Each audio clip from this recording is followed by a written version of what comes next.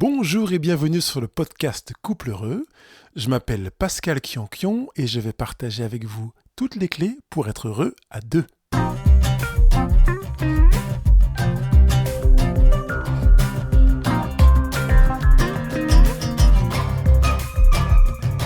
Vous refusez de coucher avec votre conjoint en vous sentant coupable. Comprenez pourquoi et comment en sortir.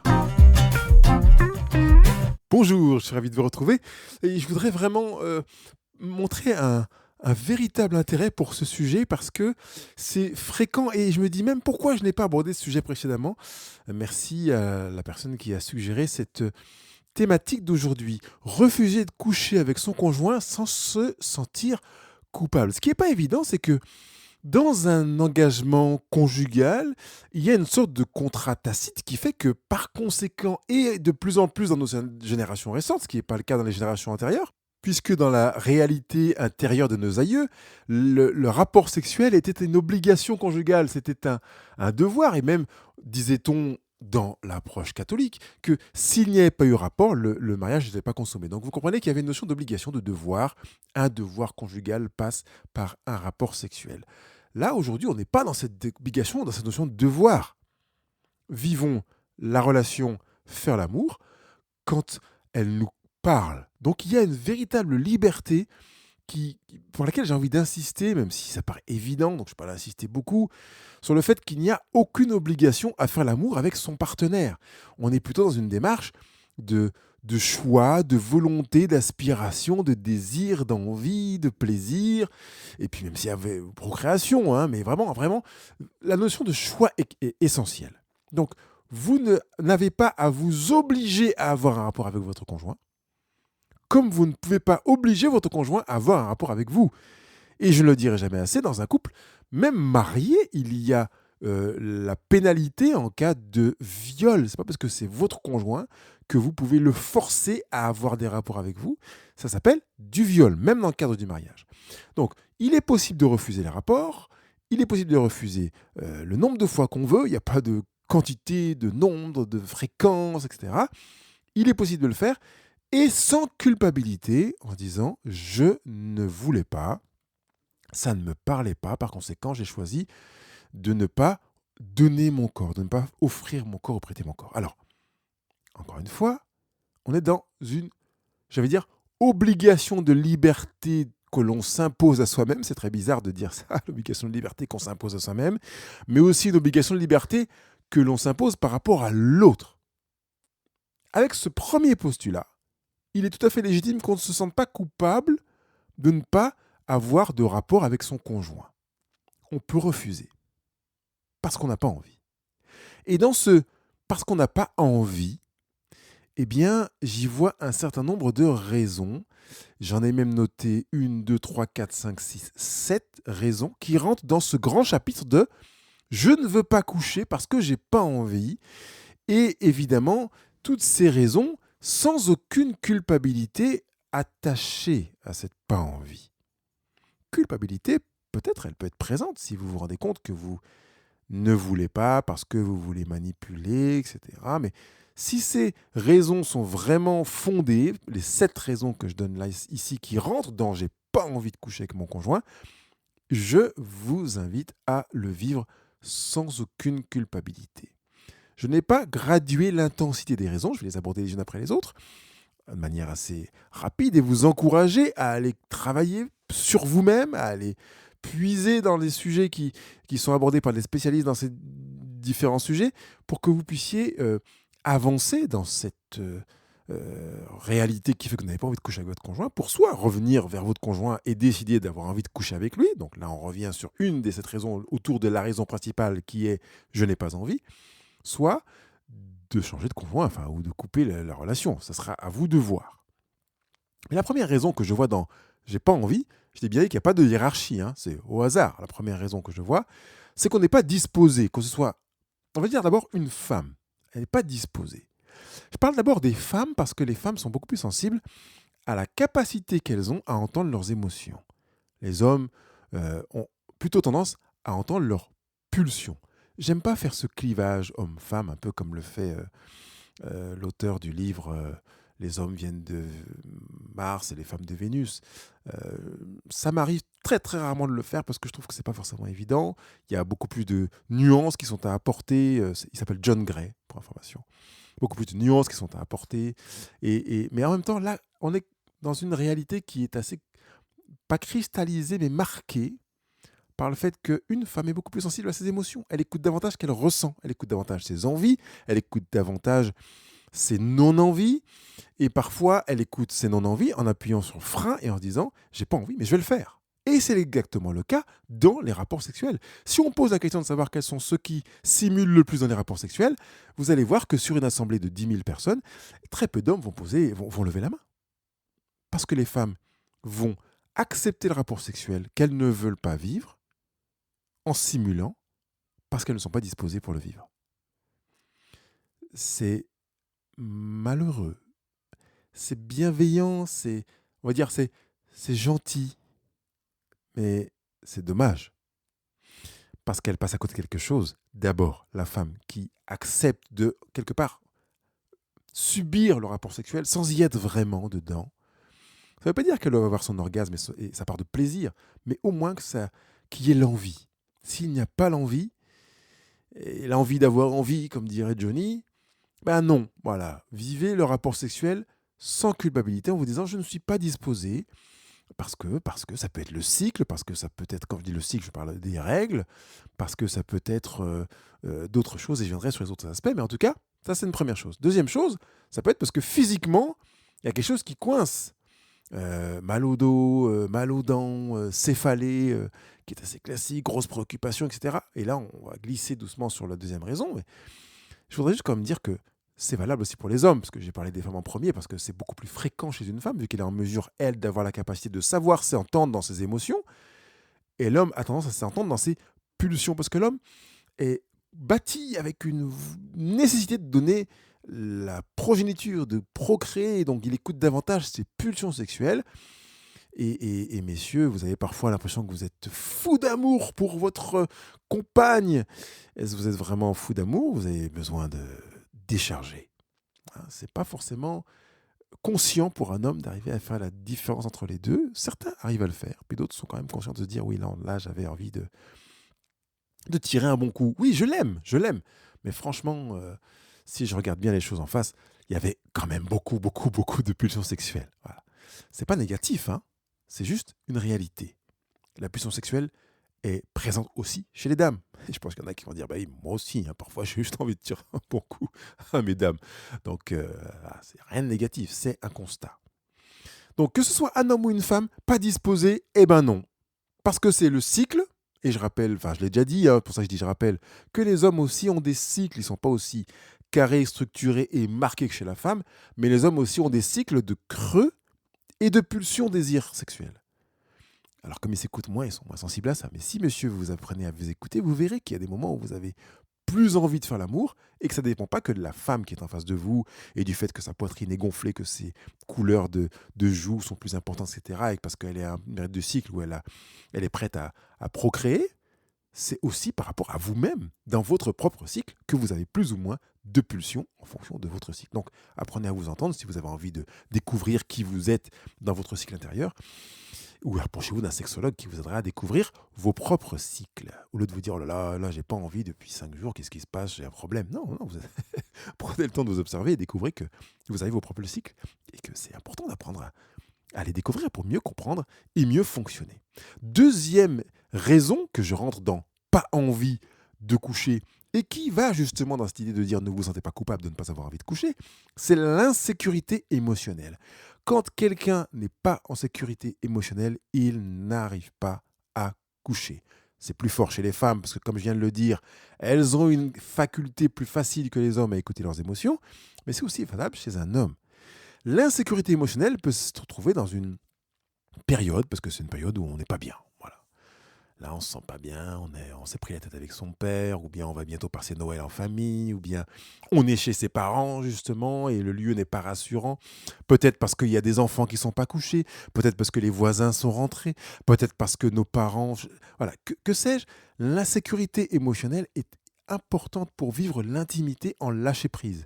Si vous ne vous sentez pas en sécurité émotionnelle, vous n'aurez pas une envie de faire l'amour qui sera au niveau de celle que vous avez quand vous vous sentez en sécurité émotionnelle. Troisième raison qui peut faire que vous n'avez pas envie, c'est l'hygiène. Et là, je tourne la caméra vers les messieurs qui sont plus, on va dire, plus sujettes à cette difficulté de prendre en considération l'hygiène. Une femme qui a le sentiment que l'hygiène est lacunaire chez son partenaire peut vivre ce qu'on appelle un tue-l'amour. Voilà, l'odeur, le toucher, voilà. Ça, c'est quelque chose qui est vraiment important, ou même l'information de dire mais il ne s'est pas douché, il n'est pas passé par la salle de bain avant de venir. Alors, c'est vrai que dans les films, enfin, je sais pas, ça arrive dans certains films, parce que je sais que même si on a tendance à le minimiser, le cinéma a une influence considérable sur notre manière de vivre la conjugalité depuis que le cinéma s'est démocratisé en rentrant chez nous par la télévision et puis après dans les grands écrans. Donc, que ce soit par le petit ou par le grand écran, sachez que vous êtes influencé même si vous ne pensez pas l'être. Donc, je dis dans certains films, oui, on voit madame qui passe à la salle de bain avant de venir faire l'amour. J'aimerais que vous me donniez le nombre de films dans lesquels monsieur passe d'abord à la salle de bain avant de venir faire l'amour. Pour aller nettoyer ses parties, se rincer la bouche, se brosser les dents et vérifier que tout va bien au niveau hygiène avant d'envisager. Non. Je sais, je suis pas un grand cinéphile, mais je suis en train de chercher dans ma petite mémoire altérée et de me rendre compte que je sais pas trop, quoi, vraiment, je vous assure. Alors que quelques films, je ne donnerai pas de titre, dans lesquels la femme dit, écoute, je reviens tout de suite, attends-moi un instant. Ça arrive. Elle va dans la salle de bain, elle fait quelque chose, on ne sait pas toujours ce qu'elle fait, parfois on nous le montre, qu'elle vérifie son haleine, etc. Elle se change. On ne nous montre pas une femme qui se fait une toilette intime. Mais on a compris qu'elle passe à la salle de bain. Alors que ce soit ou pas, le cinéma, coupez et dites-vous qu'un des facteurs qui peut favoriser l'envie de coucher, c'est d'avoir une hygiène qui soit minimale, propre. Votre femme trouve que vous piquez? Alors rasez-vous. Votre femme aime la barbe, gardez-la. Votre femme aime que vous sentiez le bouc, gardez, sentez le bouc. Votre femme aime que vous sentiez propre, sentez le propre, faites ce qu'il vous faut. Votre homme aime que ça sente pas le fromage, faites le nécessaire pour faire en sorte que l'hygiène soit présente, pour limiter les non-envies de coucher, tout simplement. Le quatrième point, c'est la baisse de libido. Oui, ça, on peut pas maîtriser. C'est mince. Je passe par une période de baisse de libido. Comme me le dit un homme qui est sur un forum que j'accompagne depuis des mois maintenant. Voilà, j'ai une demi-molle, me dit-il. Je prends exactement la même expression. J'ai une demi-molle et c'est pas évident du tout. Alors voilà, ça coupe aussi l'envie. Alors ça peut couper l'envie de celui qui a la demi-molle comme de celle qui est en face et qui vit avec la demi-molle. Alors, ce qui est important dans cette baisse de libido, c'est de se dire que c'est pas forcément la non-envie qui entraîne la baisse de libido, on sait bien, hein, ou que la baisse de libido ne doit pas forcément amener à la non-envie. Mais c'est un constat, la baisse de libido peut parfois, pour éviter de se sentir trop mal, participer à augmenter la non-envie. Si vous avez une baisse de libido, vous la subissez, vous ne l'avez pas choisie, vous n'êtes pas dit, tiens. Alors, ce qui serait sympa, c'est que dans quelques semaines, j'ai une baisse de libido énorme et que du coup, je ne puisse plus faire l'amour, quoi. Ce serait sympa. Alors, si c'est comme ça, sentez-vous coupable. Mais si ce n'est pas ça, il n'y a pas de raison que vous vous sentiez coupable d'avoir une baisse de libido. Il n'y a pas de raison que vous vous sentiez coupable d'avoir une demi-molle. Vous êtes face à une situation qui ne vous incombe pas, qui n'est pas la résultante d'un choix. Faites avec.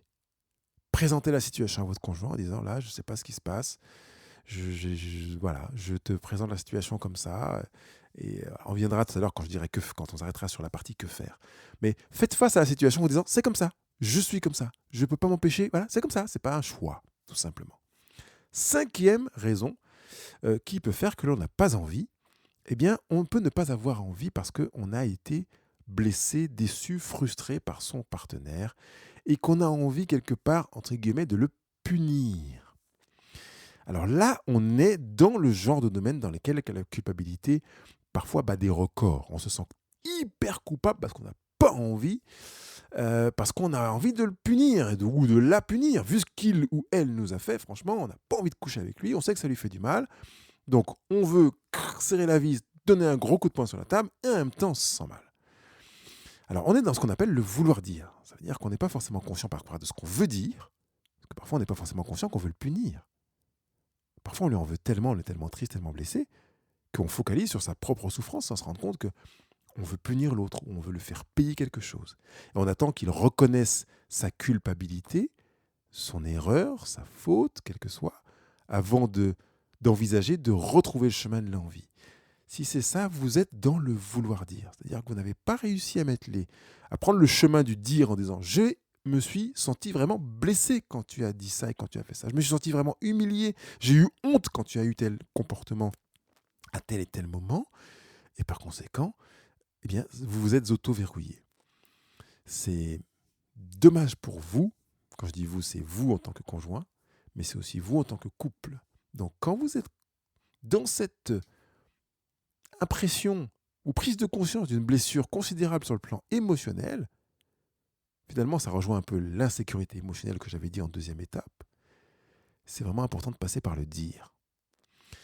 6e point, eh bien, c'est la lassitude. C'était super de faire l'amour. Hein. On s'est éclaté pendant un an et demi. Et puis après, bon, bah voilà quoi. Comme disent certains à leurs conjoints, allez, fais ta petite affaire, ou bien viens, je te fais ta petite affaire. Et puis maintenant, on s'éclate plus trop quoi. Si c'est le cas, on est dans ce même cas de la non-envie. Et parfois de la culpabilité de se dire, bon, bah, j'ai pas envie. Et parce que je me sens coupable, eh bien, je vais lui faire sa petite affaire, ou bien je vais le laisser faire sa petite affaire avec moi. Et puis on attend que ça passe. C'est incroyable de voir comment on peut s'installer dans une... Je veux dire, dans un couple dans lequel c'est bof, mais c'est comme ça. C'est comme si vous aviez une grosse grippe. Vous dites, ouais, c'est pas top d'avoir la grippe, mais c'est comme ça. Voilà. Vous n'allez même pas voir le médecin. Vous vous êtes fait à l'idée que c'est comme ça. Ne vous y faites pas. Ne vous dites pas, purée, mon couple, on est parti en cacahuète, maintenant c'est mou, c'est minable, on s'endort et il n'y a rien d'intéressant, mais c'est comme ça. Parce que ça veut dire que vous avez adhéré à une croyance qui est complètement fausse, qui est que c'est normal qu'après X mois ou X années de vie commune, mariage ou pas d'ailleurs, eh ben, le sexe, bah, ça devienne bof, quoi. Il n'y a rien de normal à ça. Il n'y a rien de normal à ça. C'est devenu comme ça parce que vous n'avez pas su comment faire pour que ce soit autrement. C'est ça, c'est vraiment un manque d'apprentissage, une lacune d'apprentissage. Si vous aviez su comment faire pour que ce ne soit pas comme ça, ce ne serait pas comme ça. C'est comme si vous disiez, ben, ce que je bouffe, c'est bof, quoi. Mais bon, c'est comme ça. Bah non. Vous pouvez choisir ce que vous mangez. Alors c'est plus facile, peut-être, parce que vous avez peut-être appris, je ne sais pas. En fait, si ce que vous avez dans votre assiette ne vous plaît pas, faites les choix pour que ce qui se trouve dans votre assiette vous plaise. Que si vous savez que ce que vous mangez vous rend obèse ou vous rend malade, vous fait du mal, que vous sachiez faire les choix qui font que ça change comme ça. Si vous ne savez pas quel choix faire, intéressez-vous. Et je pose la première question. Oui, on est arrivé à une lassitude conjugale. Qu'avez-vous fait pour éviter de tomber dans cette lassitude conjugale? Qu'avez-vous travaillé? Sur quoi vous êtes-vous tourné? Quelle formation, atelier, séminaire avez-vous fait? Quel thérapeute professionnel avez-vous consulté pour savoir comment faire pour ne pas s'installer dans cette lassitude conjugale? Attention, je ne suis pas en train de vous dire sentez-vous coupable de ne pas avoir fait le nécessaire. Je suis en train de vous dire ne vous sentez pas coupable si vous êtes dans cette lassitude parce que vous ne saviez pas quoi faire. Je suis en train de vous dire exactement le contraire. Et puis le 7e point, la 7e raison pour laquelle vous pouvez ne pas avoir envie de faire l'amour, de coucher, c'est que vous êtes dans un début de prise de distance, dans un début ou dans une prise de distance plus ou moins installée avec votre conjoint. Oui, évidemment. Si vous êtes en train de vous dire, bon ouais, c'était bien ce couple, on a bien démarré, on a vécu des bons moments, virgule, mais, eh bien vous commencez à vous installer dans une prise de distance. Ça ne veut pas dire que vous ne l'aimez pas. Ça veut dire que vous êtes en train de commencer à appuyer sur le frein, à rétrograder dans votre implication conjugale. Et si vous rétrogradez, eh bien forcément, vous baissez l'envie. Même si vous êtes dans cette étape numéro 7, ne vous dites pas « Ouais, c'est de ma faute, je suis coupable, je suis minable, je suis nul, je ne suis pas un bon conjoint, pas un bon partenaire, etc. etc. » Vous pouvez vivre cette réalité sans culpabilité également. Alors que faire si vous êtes touché par un de ces 7 points? Vous n'êtes pas disposé physiquement, parce que c'est votre période de cycle, vous n'êtes pas dans la sécurité émotionnelle, vous avez un problème d'hygiène dans votre conjugalité, vous avez une baisse de libido, ou bien vous n'avez pas réussi à dire une grosse souffrance que vous avez vécue, donc le vouloir dire dont je parlais tout à l'heure, vous avez lassitude, parce que vous avez ras-le-bol un petit peu, enfin, c'est devenu gnangnan, voilà, plus d'intérêt au sexe, et puis peut-être vous êtes en train de vous rendre compte que vous prenez de la distance. Que faire? Première étape, en parler à deux. J'ai commencé à l'évoquer quand j'ai parlé du vouloir dire. Je ne fais pas l'amour parce qu'il m'a beaucoup blessé. Qu'est-ce que vous voulez lui dire? N'attendez pas que votre partenaire découvre ce que vous vivez, qu'il découvre que vous avez une baisse de libido, que vous avez une demi-molle. N'attendez pas qu'il découvre que vous trouvez que son sexe sent trop mauvais ou que ses poils vous arrachent le visage ou que vous commencez à vous ennuyer dans les rapports. Passez par le dire. Parlez-en à deux. Deuxième chose que vous pouvez faire, c'est en parler à 3. Si à 2, c'est difficile pour vous d'en parler, parlez-en à 3 avec un professionnel. Alors vous savez que je vous attends si vous avez besoin d'en parler à 3. Mais faites le pas pour en parler à 3 si c'est difficile d'en parler à 2, ou bien si c'est insuffisant d'en parler à 2, parce qu'il y a forcément, ça peut être très facile d'en parler à 2, mais vous avez l'impression que c'est sympa, mais vous n'avancez pas vraiment. L'avantage avec un professionnel, c'est que vous avancerez. Il saura vous poser des questions, veiller à ce que vous entendiez vous-même dans ce que vous voulez dire et que votre partenaire entende ce que vous avez voulu dire pour que vous puissiez mettre en place des choses qui permettront que vous changiez dans votre couple. S'il est question de lassitude, d'un problème d'hygiène de libido, de sécurité émotionnelle ou que sais-je, que vous puissiez faire les changements adaptés pour que votre couple retrouve une baisse de non-envie. Que l'envie revienne davantage parce que ces 7 points vont s'émousser progressivement. Et puis la troisième chose que vous pouvez faire, je dis que vous pouvez faire en amont de en parler à 2 et de en parler à 3, et en aval d'en parler à 2 et d'en parler à 3, c'est de baisser la pression pour vous projeter dans un qui nous voulons être. Enlevez la pression de devoir être un couple génial, de devoir être un couple réussi, de devoir être un couple modèle, de devoir être un couple superstar, voilà, qui soit l'exemple, etc. De vouloir être le couple Disney. Sortez de cette pression-là pour être le couple que vous êtes. Et oui, ça, vous avez besoin de le faire maintenant, dès maintenant. Que vous en parliez à 2, que vous consultiez, ou que vous n'en parliez pas. Mon couple est le couple qu'il est maintenant. Maintenant, quel est le couple que je veux être? Toujours en me détachant de Disney, des stars, des magazines People, etc. Ça, c'est pas du vrai, c'est du fake. Donc, baissez la pression. Et puis, prenez-vous en main. Parlez-en à 2. Ou parlons-en à 3. Je vous dis à la semaine prochaine. Je vous remercie d'avoir pris le temps d'écouter cette émission. Elle vous a fait du bien? Alors allez sur iTunes ou Google Podcast et donnez votre avis en mettant 5 étoiles. Ce sera vraiment sympa de votre part. Si vous voulez partager ce podcast, c'est facile. Une fois dans votre application podcast, choisissez le pictogramme partager et envoyez le lien à vos amis. Surtout, n'oubliez pas de me laisser des commentaires et vos questions juste en bas de l'émission. Je me ferai un plaisir de vous lire. Je vous dis à bientôt.